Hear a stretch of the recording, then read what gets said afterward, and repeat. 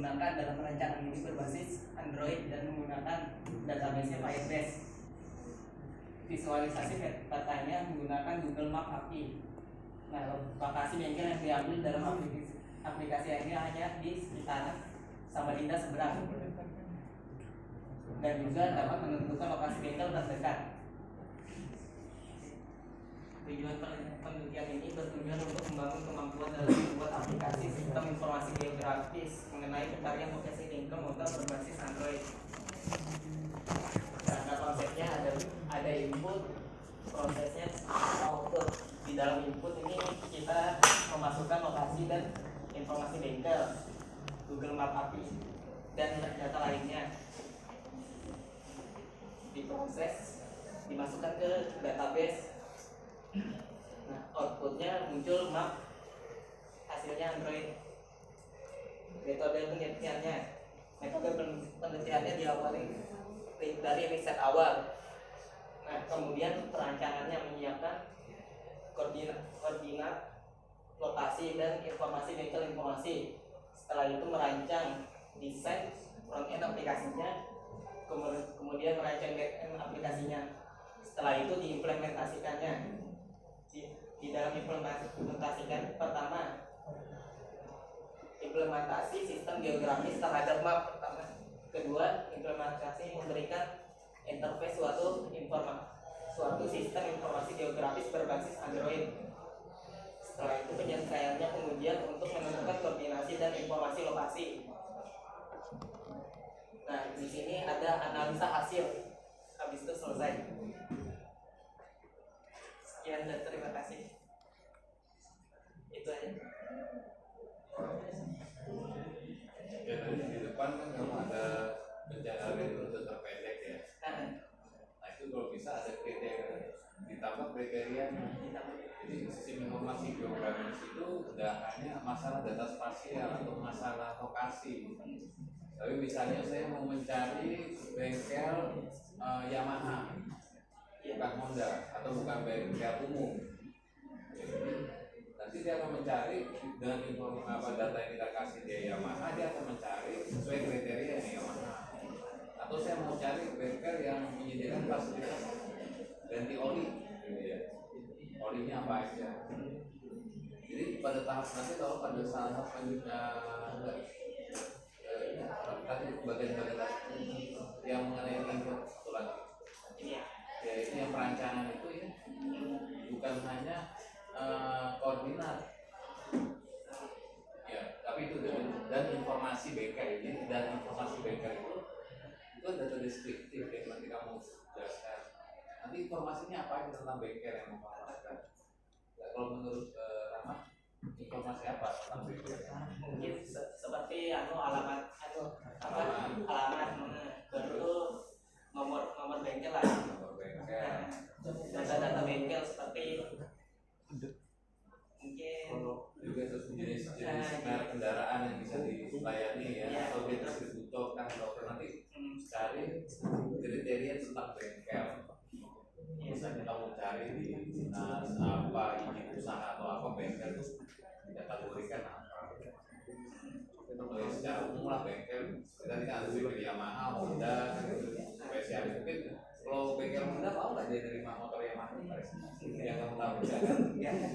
Nah, jadi itu dan informasi tentang bengkel ini nanti kamu cari kriteria informasi apa yang kamu. Kemudian nanti kalau rute terpendek termasuk bukan jarak terpendek ya, rute terpendek ya. Kalau jarak terpendek kan bisa jarak terbang tuh, misalnya dari sini ke kantor pos bisa kamu terbang jaraknya. Tapi kalau bisa ya. Gali tanah bisa itu nanti capaiannya itu kamu tulis sampai ngopring juga pakai Android, pakai Google API, terus bisa mencari berdasarkan kriteria rute terpendeknya. Itu pakai database Firebase. Terus apa lagi? awal belajar Sistem informasi geografi jangan sampai hanya seperti bisa. Tapi udah bagus ada terpendek posisi sama jaraknya yang muncul ya. Jaraknya berapa kilo? Masa kita saya kira jauh banget. Misalnya jauh, oke ya kamu kan. Misalnya mau nambah depan, kan apa? Tahu berapa lama jalan. Ya saya cukup dari cara pencariannya kira-kira kayak apa ya? Cara pencariannya ya, mungkin apa ya, setiap koordinasi itu dihitung. Jadi misalnya lokasi ini kan dia biasanya lokasi itu berupa apa, latitude, longitude, nah itu kan bisa dihitung ya, baru dikasih geohas kayak gitu. Nah gini, sebenarnya menyambung pertanyaan Pak Bami tadi kan mesti cara itu dihitung menurut apa namanya jalannya, bukan secara udara. Iya. Nah kalau pakai latitude longitude aja kan itu jarak udara. Jarak udara. Nah itu apakah di tempatmu nanti ada apa namanya untuk mengetahui mana jalan mana tidaknya itu loh. Makanya nanti kan kalau dia ada jalannya, apalagi kalau ada jalan alternatif itu entah pakai apa saya atau apa, nah itu yang mesti kamu jelaskan gitu aja.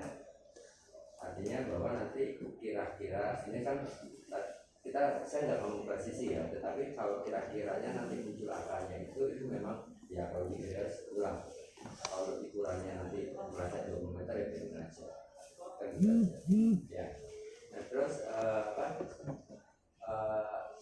artinya nanti untuk sumber utama pencarian itu adalah koordinat yang ditangkap di sini gitu, dibandingkan dengan yang ada di datamu gitu. Itu nanti kamu definisikan nggak batasan bahwa itu, anggap kalau di Android itu kan ada settingan bahwa dia pakainya presisinya yang apakah dia untuk sekedar digital saja atau yang presisi tinggi, itu kamu tetapkan nggak? Nanti sih kayaknya ditetapkan ya. Ya dimasukkan sebagai batasan. Sebagai batasan ya. Untuk membatasi yang kamu pakai di sampai seberapa ini akurasinya. Itu yang kedua. Terus yang ketiga, nanti kamu platformnya base-nya di Android mana? Di Maksudnya Nougat, Oreo atau apa itu? Karena setiap itu dia punya karakteristik yang berbeda nanti sama tempat akurasinya. Oreo ke atas mungkin ya Pak. Yuk, terserah. Tapi gini loh, tetapi nanti itu didefinisikan dengan jarak batasan atau asumsi atau apamu itu loh. Artinya nanti tidak betul kamu bikin aja, tapi ini maksudnya mana? Ya ini jalan Pak, pokoknya enggak begitu. Artinya kalau yang kayak gitu kan sebenarnya kamu tentukan spek minimalnya yang akan dimasukkan ya untuk development gitu ya. Dicatat ingat itu loh. Iya. Begitu. Terima kasih. Assalamualaikum warahmatullahi wabarakatuh.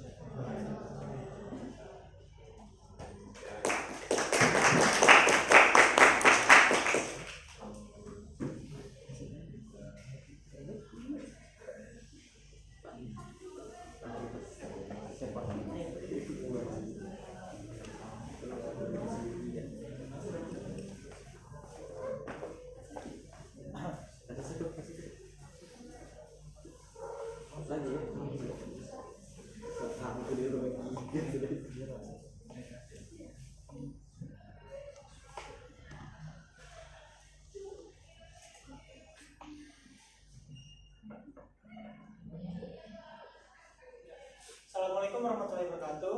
Waalaikumsalam. Nama saya Muhammad Fahmi Yahya dari kelas I6B.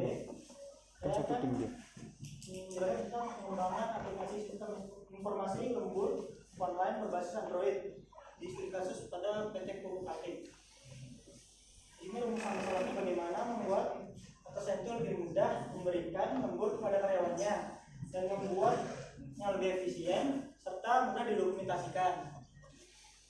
Di sini batasan masalahnya itu ini untuk karyawan non pabrik, untuk karyawan organik, aplikasi berbasis Android harus terkoneksi dengan internet dan digunakan di PT Pupuk Aktif.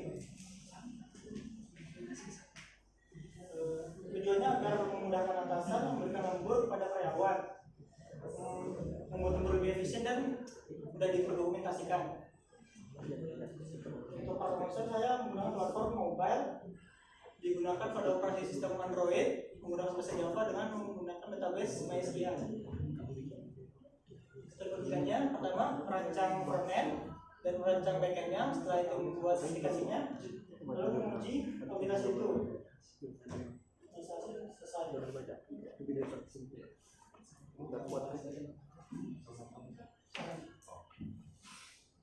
Ini tadi yang sama dengan yang pertama, tapi kan mereka berdua di situ. Kenapa sih dibatasi non organik, non pabrik? Soalnya kalau di pabrik itu dari bawah Pak.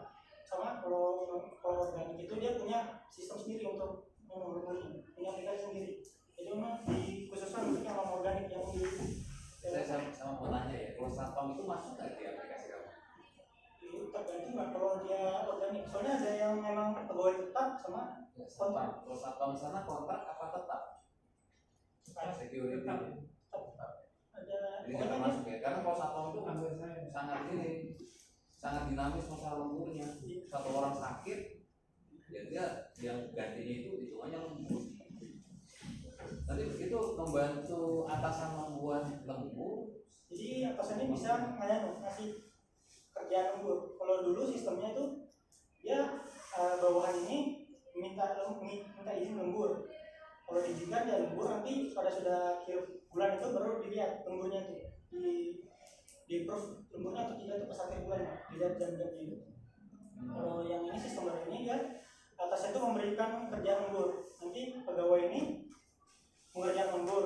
Nah, habis pekerjaan lembur itu nanti kirim lagi ke atasan, dilihat di konfirmasi sama atasan diterima atau tidak lembur ini. Ya harus diterima, kalau diperintahkan memang harus diperintahkan. Dia makanya harus baca tuh undang-undang kerja kaitannya dengan lembur. Ya.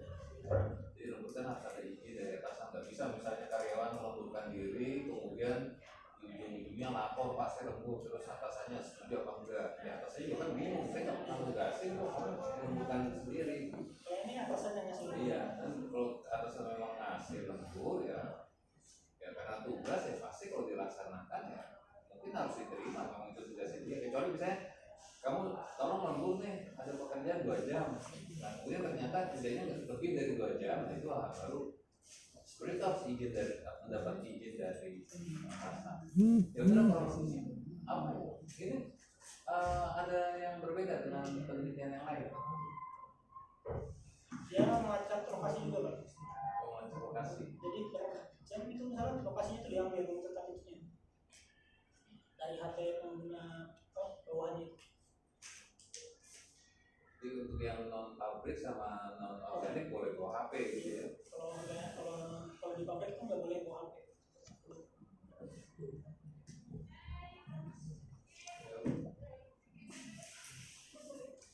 Terima kasih. Saya mau kalau ini ada kan ini berkaitan erat dengan TKD-nya. Ya, ada kan kamu punya aturan mainnya kan tentang bagaimana proses pemilihan dari awal sampai data dan sekarang ada kan? Itu aja. Nah terus nanti yang di sini nanti dalam bentuk rutin itu apakah yang dihitung apanya? Dihitung tuh jam dari dia awal lembur sampai selesai lembur. Itu kan kalau 1 hari, 1 bulan misalnya. Kalau 1 bulan dia ada kayak jam gitu Pak, apa? Kayak ada total dihitung jam akumulasi. Ya, akumulasinya. Jadi akhir bulan itu dijadikan PDF. Ya, umpama nanti misalnya gitu dalam 1 hari maksimal lembur berapa jam itu ada kan? Kalau itu dia per bulan Pak. Maksimal itu dihitung per hari. Bulan Ini apakah dihitung jam per hari maksimal berapa atau total jam per minggu berapa maksimalnya atau ada itu aturan-aturan seperti itu yang perlu. Terus kalau umpama dia lemburnya di hari kerja atau di hari libur itu seperti apa penanganannya? Nah, yang seperti itu yang mesti diberikan dalam analisa rancangan awalnya agar nanti itu implementasi seperti apa biar bisa diukur. Ya, oke.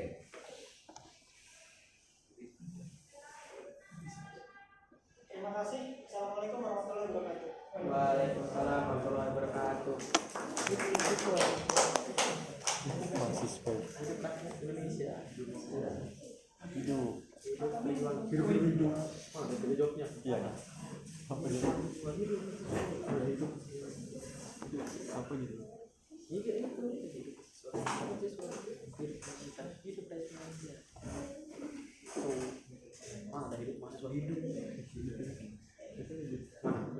kamu terserah dia mau biasanya begitu biar singkat sampai kamu dia mau kasih saran ya masih banyak tadi dulu ya tuh dia itu dikasih ya hidup perjuangan hidup petani Indonesia hidup jadi sudah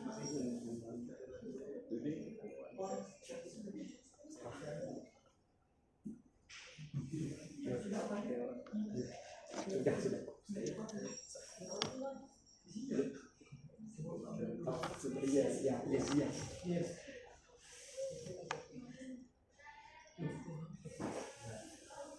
apa baca tadi PowerPoint yang dibaca apa itu PowerPoint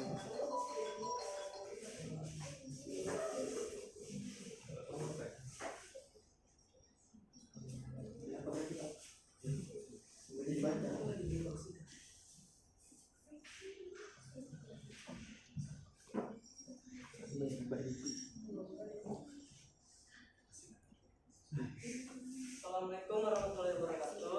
Waalaikumsalam. Nama saya Muhammad Rizky dari kelas T6B. Saya di sini kan mengimplementasikan Genere dengan kunci OTP yang dibangun dengan algoritma SIG untuk mengamankan teks. Rumusnya masalahnya bagaimana membangkitkan angka random menggunakan linear convertible generator atau RCG.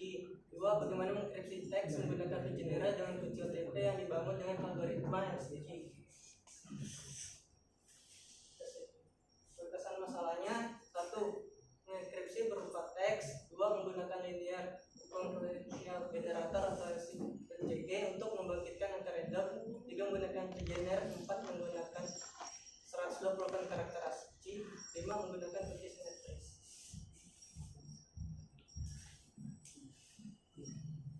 Tujuan penelitiannya dapat mengimplementasikan Gener dengan kunci OTP yang dibangun dengan algoritma SIG untuk mengamankan teks.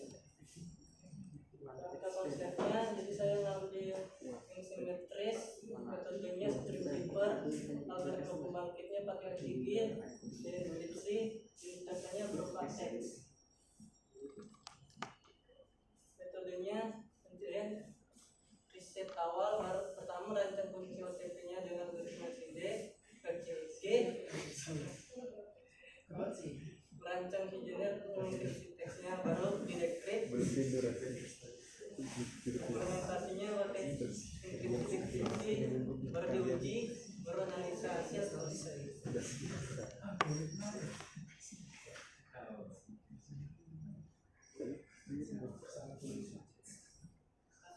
Ini rumus segi. Itu ada extend dengan A kali extend rumus 1 tambah B modulus M. Extendnya itu bilangan akar kalian jaraknya, A-nya itu faktor pengali, B-nya itu increment, extendnya itu bilangan dari bilangan cek sebelumnya, M-nya itu modulus pembagi. Ini proses. Pertama buat kalian cek dulu, baru agak sedikit diedit, ubah pertama huruf pertamanya dulu menjadi ASCII, baru Z0 Z apa kunci pembangkitnya itu diambil dari huruf pertama tersebut, ASCII huruf pertama tersebut, baru huruf pertamanya tapi nggak di-decrypt, langsung di-encrypt, nggak di-encrypt, jadi langsung jadi ciphertextnya aja. ASCII huruf pertamanya otomatis menjadi cipher, baru huruf selanjutnya baru dipakai, baru dihitung menggunakan SIG. Contohnya kota, bangkitnya inputnya manual, A nya sama dengan 37, modulsnya 63, B nya sama dengan 91.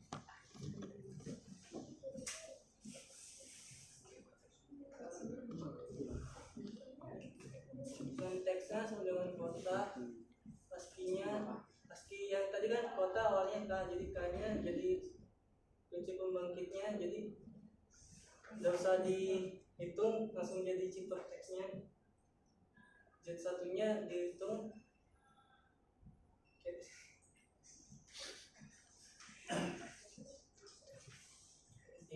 sesuai dengan rumusnya, dapat ASCII nya 75 dan kuncinya 75, 37, 2 sama 23. Sudah ada CG-nya, ya. Ya Pak. Ya, terus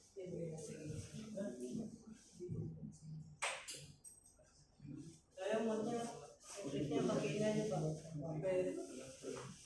langsung ke huruf keduanya, jadi kedua plain text yang kedua tambah kunci keduanya mod 256 79 tambah 37, jadi hasilnya 75 116 86 88, jadi cipta teksnya jadi K T V sama X. tadi kamu bilang pakai 128 aslinya. Apa maksudnya 25? Maksudnya 128 tuh panjang apa?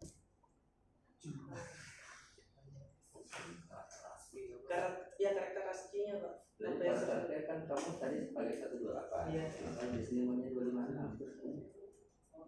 Itu kan ada konsisten. Iya.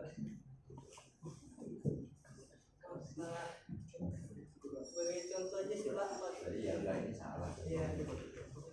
Nah, terus gini, artinya kuncimu itu sebenarnya pembangkit BC-nya, Iya. CG-nya itu kan kuncinya bukan ada batch-nya kan. Bukan. Artinya nanti sebelum kamu membagikan kunci, kamu baca pesannya dulu. Baca plain text-nya dulu. Iya, baca. Untuk itunya apa? Ya Pak. Kamu kan memilih kunci. Ya. Nanti penghasilan kan berapa panjang? Iya. Batch-mu. Iya. Itu didapat dari mana?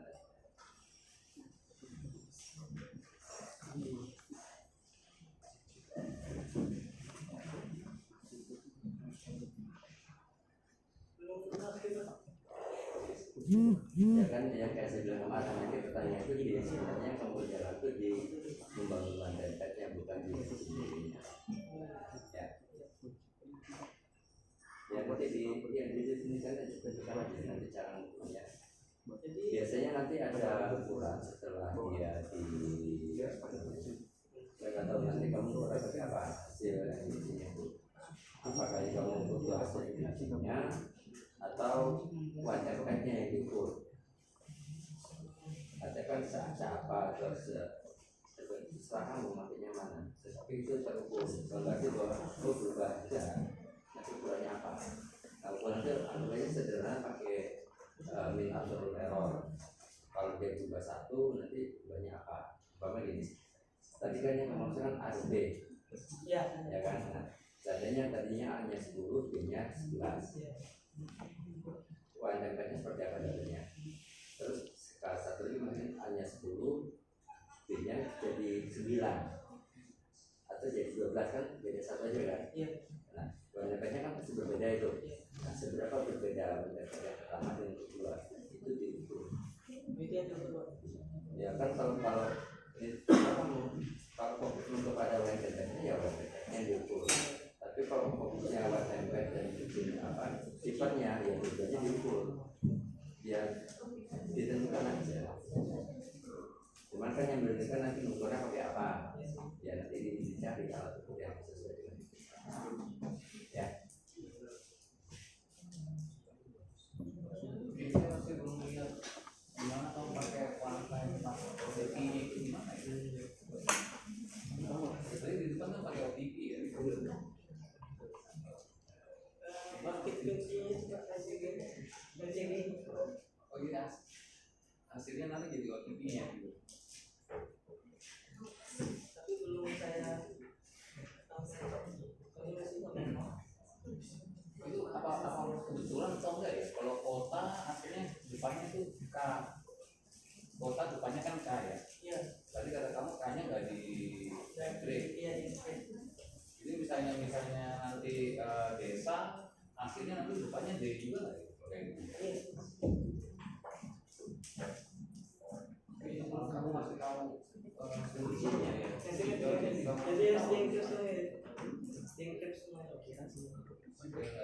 yang terbaik aja itu sama aja kamu masih tahu nanti gesernya kota itu berapa gesernya dan berjelas sekali sampaiannya apa yang ini mungkin dari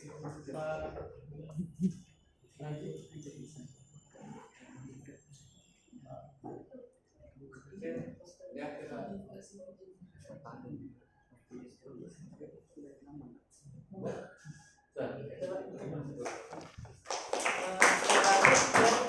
Assalamualaikum warahmatullahi wabarakatuh.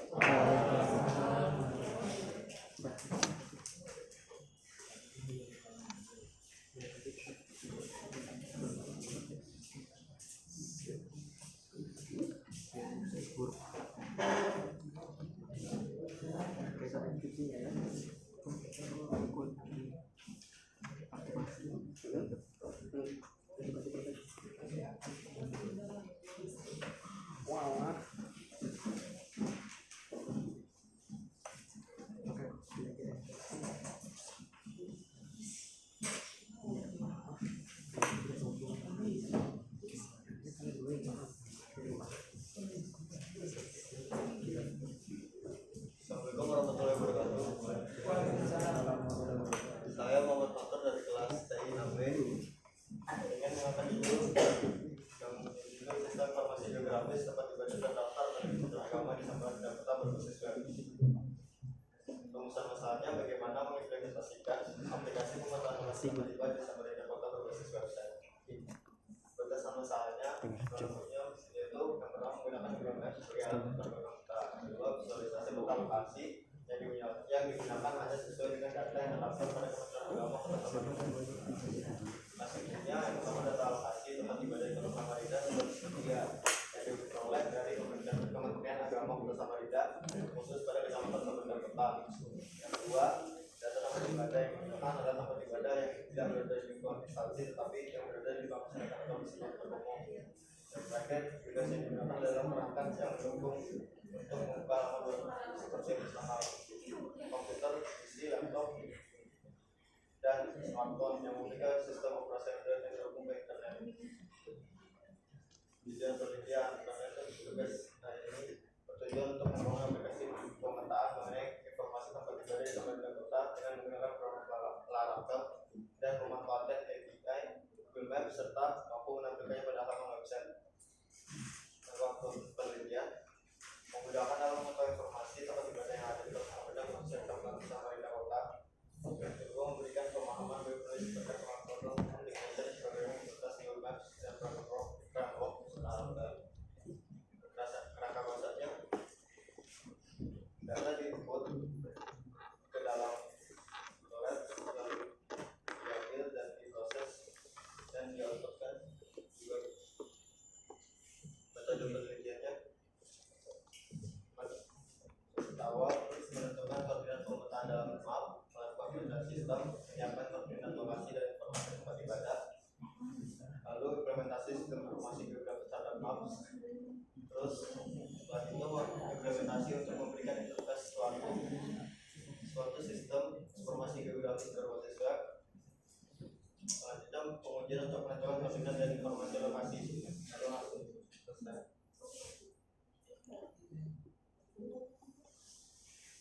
atau itu nanti untuk inputnya kamu lokasinya kamu datangi, kamu pakai GPS, pakai track itu atau gimana untuk lokasinya? Katakanlah dari Departemen Agama Kota Samarinda dari tahu nih ada masjid di Politeknik gitu ya, terus datanya kamu apakan? Itu kurang lebih sama kayak Hani ya. Kalau Hani kan bengkel ya, kalau kamu kan beribadah. Kamu ngetek nggak sih? Pakai GPS nggak? masukin data koordinatnya itu atau kamu ambil dari Aku Google aja? nggak tahu siapa. Enggak, maksudnya dari departemen karena yang data dari departemen SMA nih dikasih tahu nih, oke lah kalau ini kamu tahu lokasi di mana, dikasih tahu di desa ini ada masjid atau ada kelenteng Di Jawa lebih cepat. nah kamu nanti tahu kelentengnya kan dari departemen agama hanya alamatnya ada di desa ini kamu harus datang ya Masih 2. sebelum ya